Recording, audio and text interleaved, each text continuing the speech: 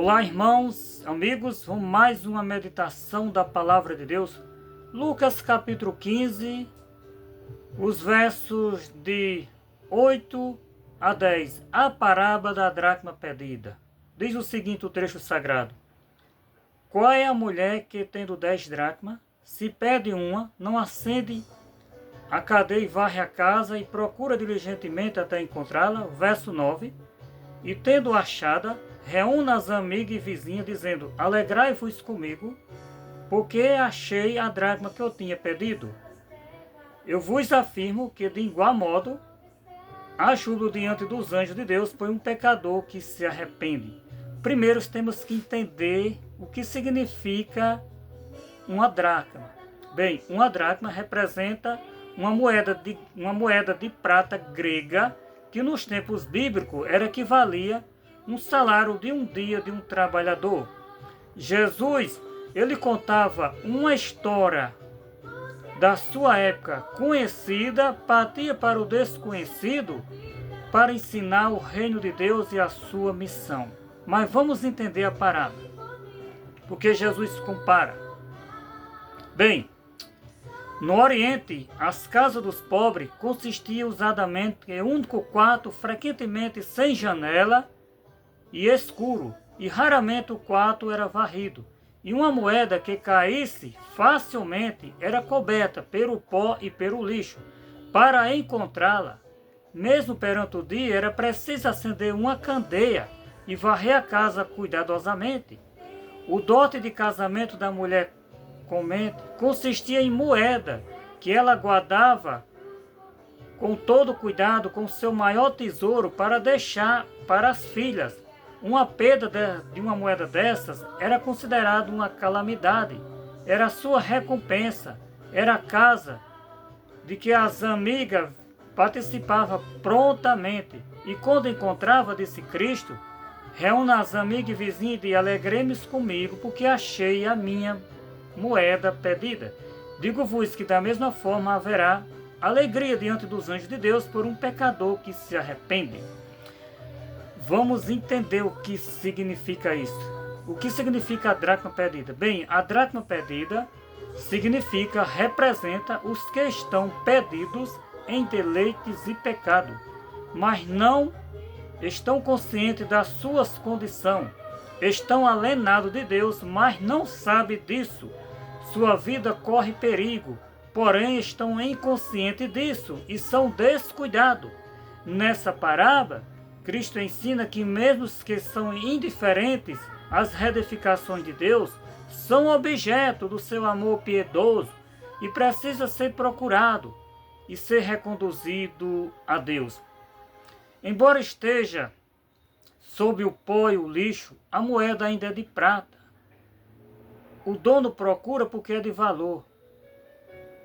Assim todo ser humano, embora degradado pelo pecado, é precioso aos olhos de Deus. Como a moeda traz a imagem e a inscrição do poder reinante, igualmente, quando foi criado o ser humano, trazia a imagem e a inscrição de Deus. Embora agora esteja manchado, desfigurado pela influência do pecado, permanece em cada pessoa os traços dessa inscrição.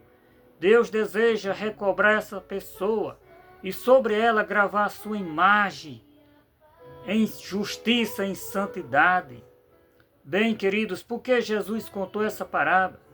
O capítulo 15 de Lucas, o versículo 1 e 2 é dito que se aproximava de Jesus os publicanos e os pecadores para ouvir, e murmurava de Cristo os fariseus e os escribas, dizendo: Este recebe pecadores e come com ele. Aí Jesus vai e conta 3 parábolas: a ovelha perdida, a dracma perdida e a do filho pródigo. Jesus quis dizer, contou uma história conhecida, ele disse: olha, essas pessoas que vocês desprezam, que vocês rejeitam, elas são propriedade de Deus e lhe pertencem pela criação e pela redenção, e aos seus olhos são de grande valor. Queridos amigos, querida amiga, irmãos e irmãs, possa ser que eu esteja falando para alguém que foi longe demais, que se acha perdido. Eu tenho uma boa notícia.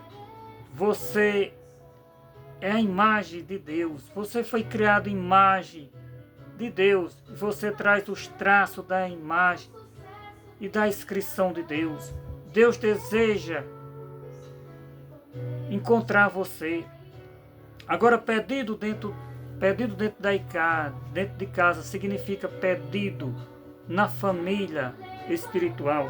E eu tenho aqui que nos ajuda o livro História do Grande Mestre e Parábola de Jesus. Parábola de Jesus da mesma autora. E eu quero ler um trecho primeiro desse aqui, História do Grande Mestre, onde eu grifei, que diz o seguinte: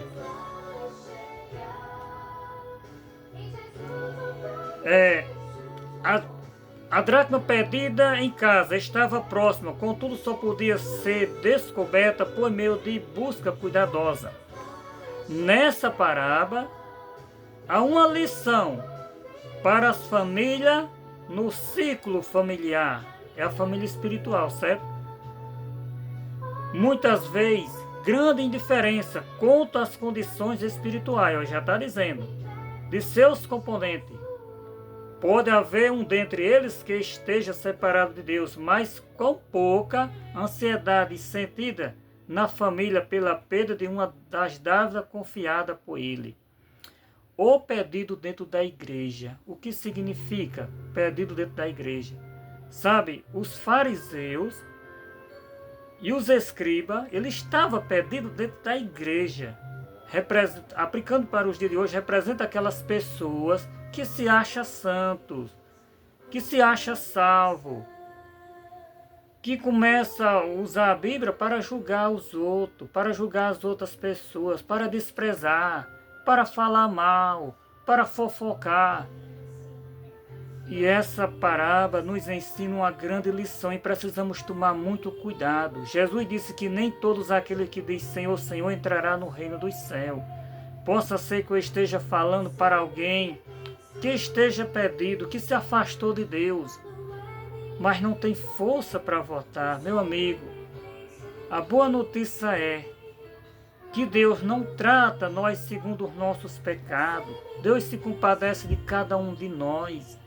E possa ser que eu esteja falando para alguém que é membro de qualquer igreja, mas se acha santo, que se acha salvo, que fofoca da vida dos outros, adora, ama contar o pecado dos outros, a fofocar. Tenha cuidado, muito cuidado. Precisamos examinar nós mesmos. Eu preciso examinar a mim mesmo com essa história de Cristo. Jesus disse que nem todos aqueles que dizem Senhor, Senhor entrará no reino dos céus, mas aquele que faz a vontade de Deus. E Jesus diz, porque muito naquele dia vai dizer, Senhor, em teu nome nós não profetizemos, nós não expulsamos demônios, fizemos cura, fizemos milagres. Jesus vai dizer, eu não vos conheço, apartai-vos de mim, todos que praticam iniquidade. Iniquidade é pecado. Só que o apóstolo Tiago, irmão, ele diz que a língua é um fogo de iniquidade. Nós precisamos tomar cuidado com a nossa língua.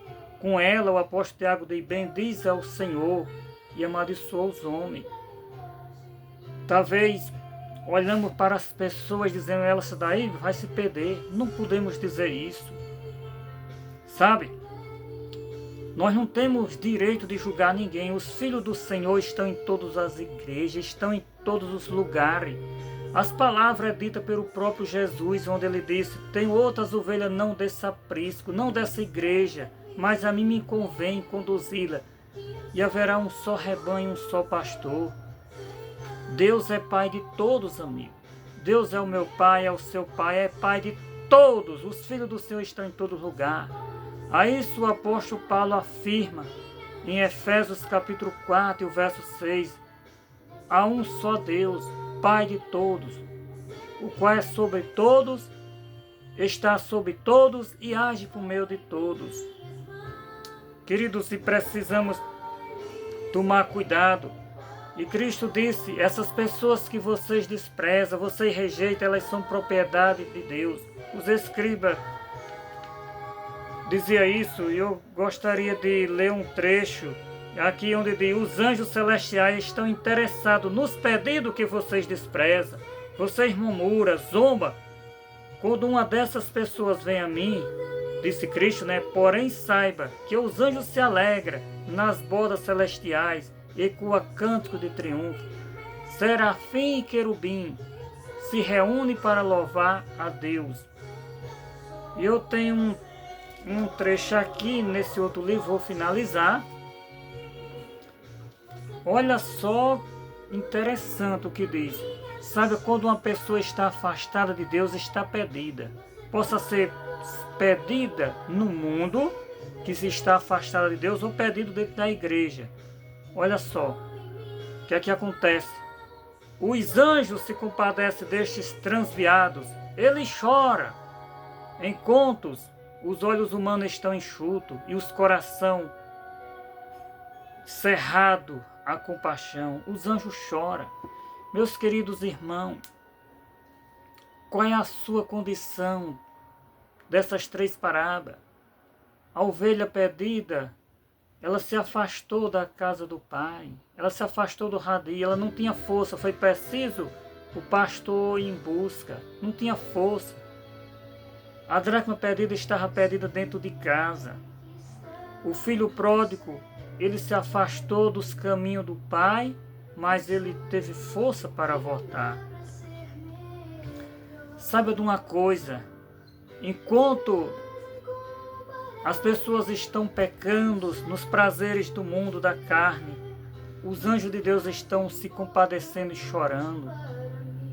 O céu inteiro está envolvido na salvação do ser humano.